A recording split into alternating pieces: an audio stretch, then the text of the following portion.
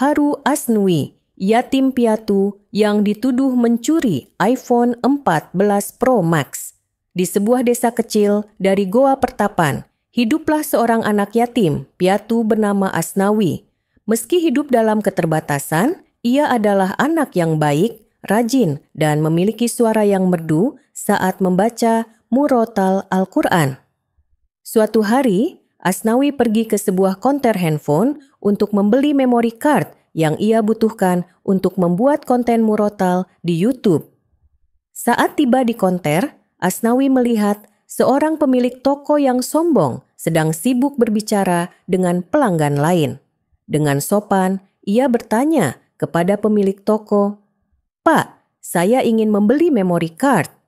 Si pemilik toko dengan nada sinis menatap Asnawi dari ujung kepala hingga kaki. "Memory card? Bisa bayar nggak, Dek?" Katanya meremehkan. Asnawi hanya tersenyum dan mengeluarkan uang dari sakunya. Saat Asnawi sedang menunggu, pemilik toko tiba-tiba panik. iPhone 14 Pro Max yang biasanya dipajang di etalase menghilang. Tanpa berpikir panjang, ia langsung menuduh Asnawi. "Kamu yang mencuri handphone saya?" teriaknya. Asnawi terkejut dan menggelengkan kepala. "Saya tidak mencuri, Pak. Saya hanya membeli memory card." Namun, pemilik toko tak mau mendengar alasan. Dengan amarah, ia langsung menyiram Asnawi dengan air hingga basah kuyup, lalu mengaraknya ke balai desa. Orang-orang desa mulai berkumpul melihat anak yatim yang malang itu dihina dan dituduh mencuri. Sesampainya di balai desa, Pak Lurah segera mengambil tindakan. Dengan bijak, beliau bertanya kepada Asnawi, "Nak, jelaskan apa yang sebenarnya terjadi." Dengan tenang, meski tubuhnya masih gemetar, Asnawi menceritakan bahwa handphone iPhone 14 Pro Max yang dimilikinya adalah pemberian seorang produser musik bernama Kang Bidin. Kang Bidin adalah seorang pecinta alam dan produser yang melihat bakat Asnawi dalam membaca murotal, lalu menghadiahkan handphone tersebut agar Asnawi bisa membuat konten dan menyebarkan kebaikan melalui suaranya. Untuk membuktikan kepemilikannya, Asnawi langsung membuka iPhone itu dengan sidik jarinya. Tak hanya itu, di dalam handphone tersebut ada banyak video murotal yang telah ia rekam, lengkap dengan email dan channel YouTube atas namanya. Pak Lurah kemudian berkata, "Jika kalian masih ragu, mari kita hubungi Kang Bidin yang nomornya ada di sini."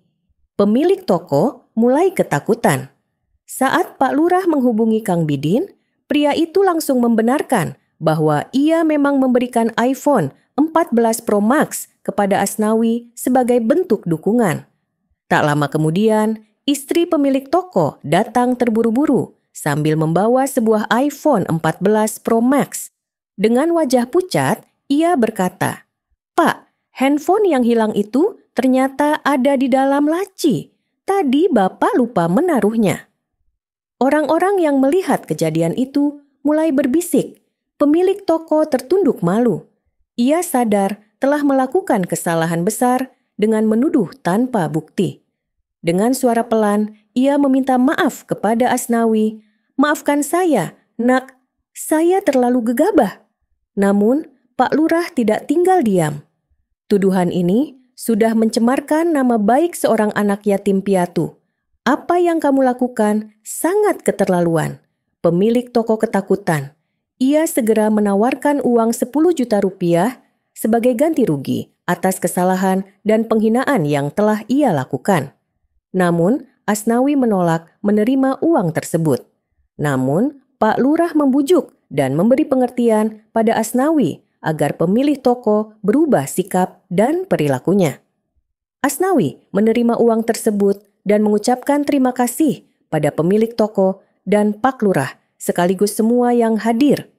Asnawi yang berhati besar menerima permintaan maaf itu dengan ikhlas. Ia tidak dendam, namun peristiwa ini menjadi pelajaran bahwa kesabaran dan kebaikan akan selalu menang di atas ketidakadilan.